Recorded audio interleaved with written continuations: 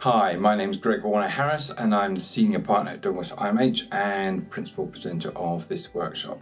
So, market appraisals. We find it not uncommon that new entrants into share ownership tend to focus on the financial viability. They'll do a financial appraisal, but it's important to do alongside that your market appraisal. And this will be looking at things like barriers to sale, demand, that sort of thing. Sure, there is a correlation between your price and the demand, but there's some elasticity in it, and it's quite possible to have your price point correct but have difficulties in sale.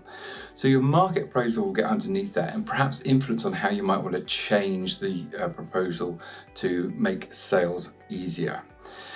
Now you can buy these in, people like Savills will do them for you, and we will if we're within economic reach, but the idea is this workshop will give you the capability to do it yourself. Now, before I tell you how the workshop is presented, let's take a quick look at a flip snack on what a typical market appraisal might look like. Okay, so we're going to take a quick look at a market appraisal. We've got a flip snap presentation here. Market appraisals are important when you're building shared ownership, and really development should be getting sign off from marketing, sales and marketing before they go ahead and purchase an opportunity. And the market appraisal will help development teams look in a structured way at the proposal.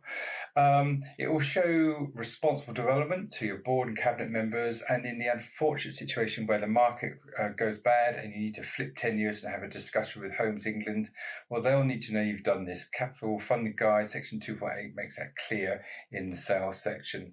So let's have a quick look through. This is what I'd be putting in a market appraisal. Right, so, okay, you've got the contents there. So right at the very front, I put the result, the appraisal summary. This summarises all what you've been looking at. And, you know, for a lot of people, that's all they need to read. They won't need to read anything from there on in because it's just the raw data that you've accumulated in order to do the summary. And it's basically saying, yep, this proposal is good to go, or no, we're not doing this one, it's not going to sell well, or yep, it will go, but we need to make some changes. So that is where you would summarise what you are thinking about this proposal. The yellow sheet is just a pro forma that I prepare for the development teams to fill in. They fill it in with the basic information you need to get going, such as like where is it, for example, the proposed build, anything with a local authority, are there other local authority or housing associations building in the area or proposing to, get them to look at the planning portals, that sort of thing. Put a map in there where you are, both local, and bring it out so people can see the wider context. And also, I always like to do the aerial view because it gives you a good sort of feel for how urban it is, how rural it is, or semi. You're going to go on site, you can have a good look at where the scheme is going to be built, look around, what sort of houses are around, look at the aspects. And, you're going to look out for the things that are going to be barriers to sale, like proverbial pylon in the garden, or maybe are you downwind of the local sewage plant, that sort of thing. And of course the development teams have said it's part of a thriving community because there's a little retail hub very close by. Well, go and take a look at that retail hub. Is it a thriving community, or is it a charity shop, a nail bar, a vape bar, and a bunch of boarded up shops? Get to know what you're being asked to sell. Then you go into all the different portals and bring out all the data that's going to influence your thoughts about how well this scheme is going to sell. And I usually go in and get all the data out and then have a look at it in the round to see what I think about the development. So going to be looking at, the land use. Is it all residential around there, or is it a mixture of commercial and residential, or is there some shops, that sort of thing? What sort of households are there? Are they, the properties, they terrace, that sort of thing. Schools, how far away are the schools? What's the Ofsted ratings? Local transport, rail links, bus links, that sort of thing. Is it an area where home ownership is already prevalent? Because the reality is that is an attractor for people who are looking to buy. I always go in and look at the crime stats, although in my experience, not made a lot of difference unless something big jumps out. But so it's worth doing while you're doing all the data mining. Look at the socio-economic status of people living there already. It gives an indication of what the area is going to look like, economic activity, that sort of thing. Broadband, we're all working from home these days. Is there a good broadband link? That would definitely be an influencer for a lot of people, what the broadband's like. Age demographics, if it's an area where is sort of the typical demographic that you're selling to already lives there. People will sort of find that a sort of comfort there moving into an area with the same sort of age group as themselves. Car ownership, I think that's always a good one to do, because if you find that the number of cars per household in your area is higher than other areas around, you need to ask yourself why. So it could be, for example, if we go back here, look at the socioeconomic classes and the economic activity. It might just be a well-to-do area and people will have more than one car, or maybe more than 2 cars. Or is it because if you go back to this page, there's not good public transport, the schools are too far away to walk, and so people need that second car just to get the kids to school?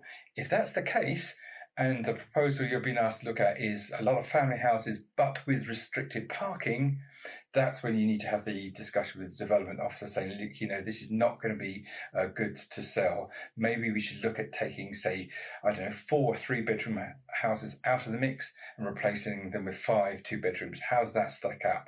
So marketing is a very much part of the development process. Talk to your local agent, the estate agent down there, what's their feel for the area, what sells, what doesn't. You can go onto the portals, Zoopla, Rightmove, do some benchmarking against the Red Book valuation price you've been given. Just make sure it's not being suggested that the new build premium is going to be too great. Now, market trends, good to look at.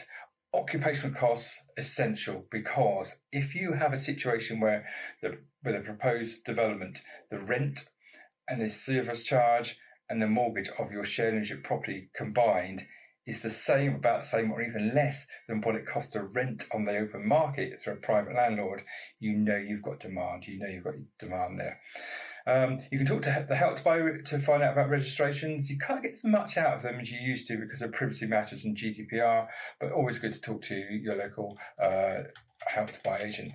So that's what the market appraisals look like for the ones that we do. There's other people who do them, and very important to show you're building in a responsible manner, give confidence to your boards, confidence to your cabinets, and of course, as I said, if the market goes bad, you need to flip. Homes will want to see that you've done this before they'll talk to you about flipping the 10 years. So that's a typical market appraisal. So how does the workshop get presented? Well, in advance of that, we'd tell you a list of things to do, one of which would be to go to site, get some photographs, look at the local environs, talk to an agent, bring that sort of stuff back. We'll provide you in advance with a pro forma, the yellow sheet you saw in the market appraisal there, for your development activity to fill in to give the basic information. And then at the workshop, we go through with you all the different portals where the data mining is done, help you pull that together, and then leave you to present a market appraisal to us from that data at a time convenient to yourself, and we go through and have a look at it and make some suggestions. So that's basically how it works.